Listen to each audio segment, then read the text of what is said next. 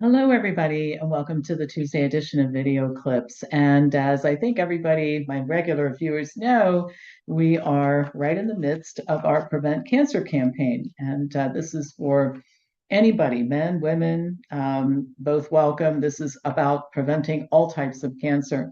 The way the campaign works is that you sign a pledge card that commits you to learn about how to prevent cancer. There are a couple workshops I'm going to present on this topic. You sign up for which one the date works best for you, and we're going to have a really thorough review of factors that influence the development of cancer, I think some of which you will be surprised to learn about. I don't think people are shocked that diet has something to do with it, but what the connection is might surprise you a little bit. And I'm going to talk a little bit today about alcohol in just a second. I'll get to that in a minute. But you sign the pledge, you get a $100 gift card just for doing that, which you can apply to 50 different things at Wellness Forum, including reducing your cost of a conference ticket and to our virtual conference this year, which will be November 3rd through 5th. But there's 49 other things to choose from. You can also get others to sign the pledge and get gift cards for more and more money as a result. So if you're interested in learning about this, send me an email at pampopper@msn.com, and I'll send you the details and the pledge card so you can get started. And also tell your friends as well. This runs through October 15th. So I wanted to give it a good long time so that everybody would have a chance to learn about it, pass the word on, and also to reserve the dates on your calendar for the cancer workshops. A couple of other things I'll mention to you. This Wednesday at 8 p.m., I am holding the next free tour of Wellness Forum's platforms and article libraries and all that sort of thing for people who aren't members and thinking they might want to be but want to know more first. And then I offer a free Q&A, just general health Q&A afterwards as part of it as well. So you can send me an email about that as well. I'm offering, in addition to the free cancer lectures, I'm offering a couple of other free lectures on September 25th. That's a Monday.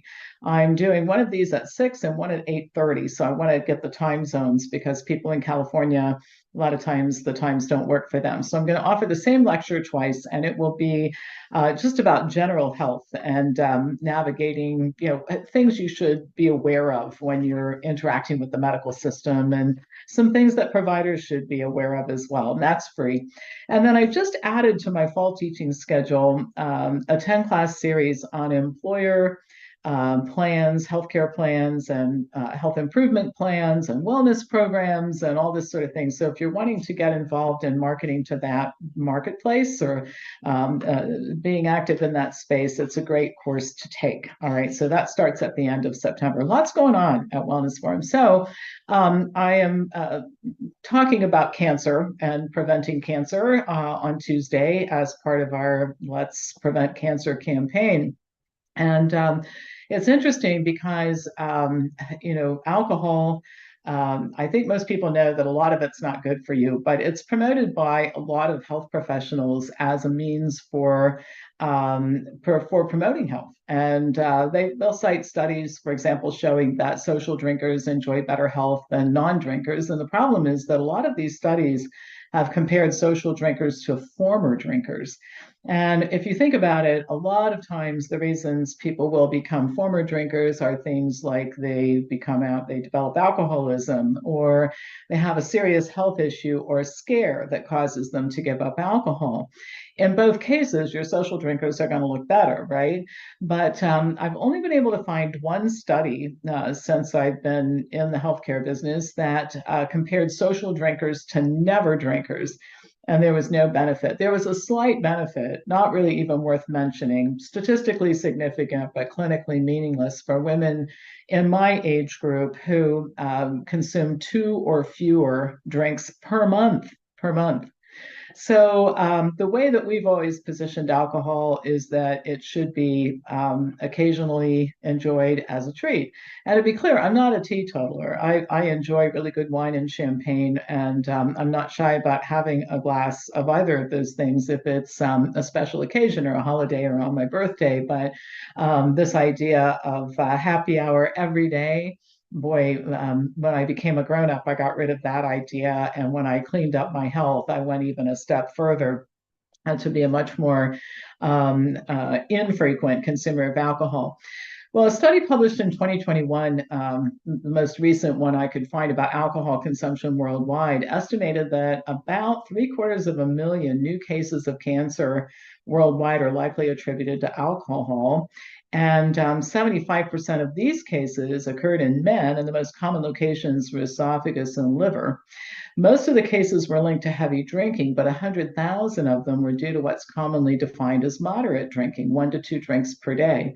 Even having one drink a day contributed to 41,300 cases. And again, I'll point out the difference between a drink every day to relax or with dinner or whatever versus a drink maybe a couple times this month. When you're having a holiday celebration or it's somebody's birthday, right? Big difference between those two. So alcohol intake was established per person and per country using data from the Global Information System on Alcohol and Health and assumed a 10-year latency period between alcohol consumption and the onset of cancer. So if you start drinking daily today, you're going to have cancer this year, next year. It takes a while for the effect to be noticed. The data were then combined with new cancer cases in 2020 to estimate the number that could be attributed to alcohol.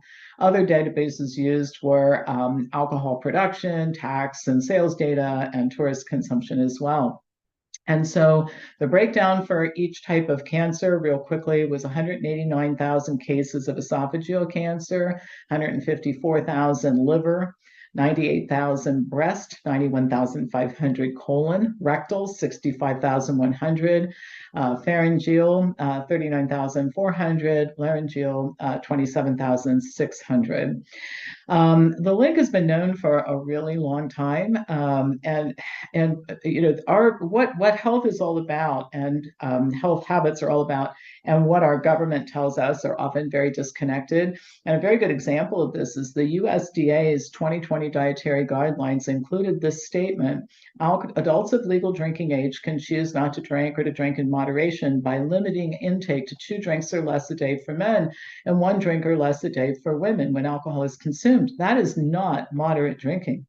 I mean, compared to what? Compared to somebody who has 3 drinks every day after work to relax? I mean, it's ridiculous. And they did say drinking less is better for health than drinking more, and that some adults shouldn't drink at all, such as pregnant women.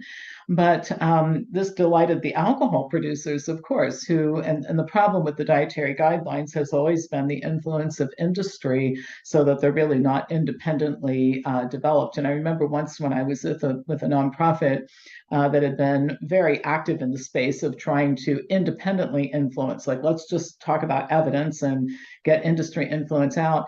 We had made proposals for several committee members when the dietary guidelines were being revised who were not connected to industry.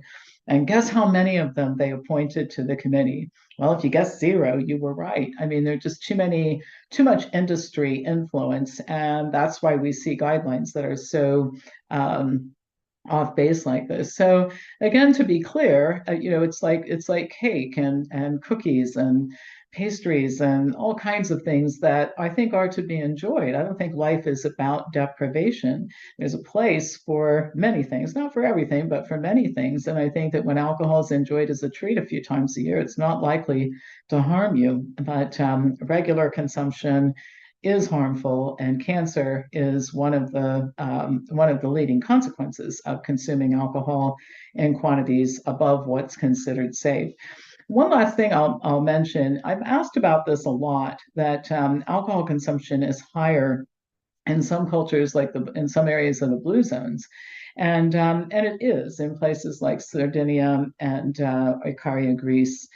I want to say this, however, there is a big difference between people in the American culture, Westernized countries, who've been brought up in fairly unhealthy ways, like I was. I ate much better as a child, believe me, but young adult, I was overweight. I drank too much alcohol. I ate a very high fat diet. That's how I became fat.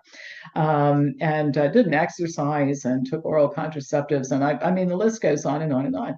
So a person who's 32 or 33 years old, as I was when I started changing my habits, the level of restriction that you would impose on such a person who's spent, decades not doing the right thing is different than the level of restriction necessary for a person who's born in one of these cultures where you're vaginally born and breastfed and you eat locally grown food and you're physically active and you've never been overweight and you've never had a Domino's pizza and et cetera, et cetera. So you have to be careful about the context in which you make comparisons because these people can instruct us on things that habits that are health promoting. But we did not grow up in Sardinia, and a 40-year-old person in the United States is not comparable to a 40-year-old person in one of these cultures who really has never abused himself or herself with alcohol and food and that kind of thing. So I wanted to clarify that because clearly there are places in the world where alcohol consumption is higher and people are healthier. France is not one of them, by the way, but some of the blue zones. But there's a different background that I think has to be considered in that situation. So, all right, that's it for today. As usual, I'll pass this on to anybody who you think might enjoy watching it, and I will be back to you tomorrow with more news.